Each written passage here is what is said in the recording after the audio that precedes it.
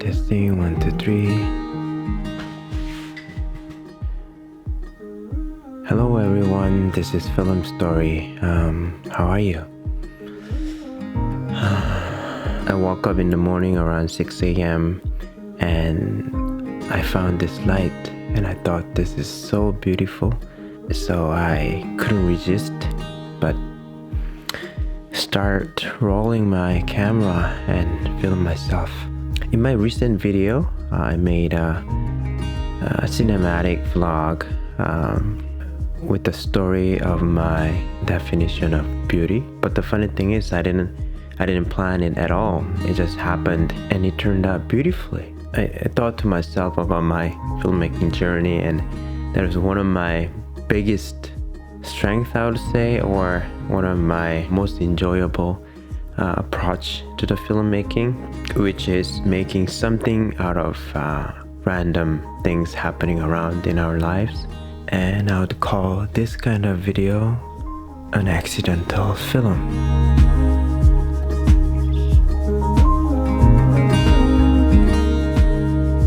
A beautiful thing about an accidental film is that sometimes you'd find a surprisingly fantastic story out of your ordinary life. I've been making this kind of accidental film for a long time. There are a few tips I learned that I would like to share with you today. There will be 2 parts, and this video will cover part 1. Alright, part 1. How to film an accidental film. Tip number 1. Bring your camera everywhere you go. Well, this is obvious, but trust me, there had been numerous times I regretted not bringing my camera when I went out for a walk or family excursion.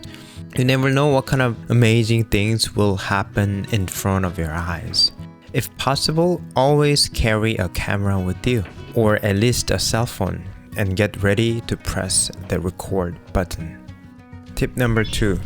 Pay attention to the sound of your surroundings. If you have a subject, try to talk to them. Ask specific questions. If you have more than one subject, try to listen to their conversation and record them. In my last video, my son talked about the elderly couple in the park, and that became the starting point of the story. Also, try to listen to the ambient sound and record a good amount of them as well. They add liveliness to your film. Remember, the sound makes up half of your film. Tip number 3. Take as much footage as you can, but make each shot count. Having no prior plan for your film doesn't mean that you can shoot whatever you want. It'd be best if you had a plan for each of your clips. You need to set a starting point and end point of your camera move, and take a variety of shots. As many different subjects as possible. Take wide and long shots, medium and tight shots of each subject. Choose different angles and movements and different focal lengths if possible. It's always better to have more than less. Tip number 4. Let it roll a little longer than you feel. There's a filmmaking rule called a 15-second rule.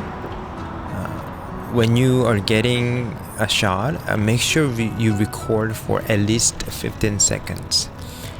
Even if it is a static shot, don't adjust any settings. Resist the urge to zoom the camera. And most of all, resist the urge to stop rolling. You may end up using only 3 to 4 seconds of that footage. but having at least 15 seconds of it will save you a lot in other parts of your editing.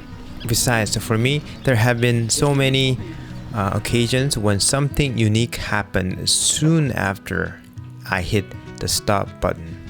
So let the camera run just a little longer than you feel.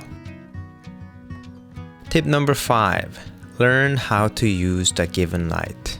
Choose a day or time wisely. When shooting for an accidental film, there will be no gaffer or any other lighting technicians who will help you set up lights for each scene, which means that you must be aware of the given light sources.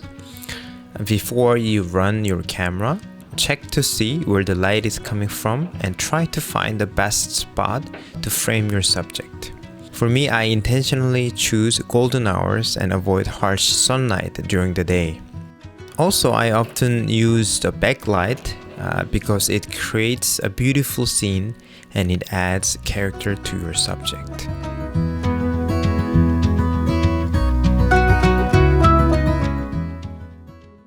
Well, I guess that's it for part 1. I hope it was helpful to you, or at least pleasing to watch. I hope to meet you again in part 2 of how to make an accidental film. And that's gonna be about editing.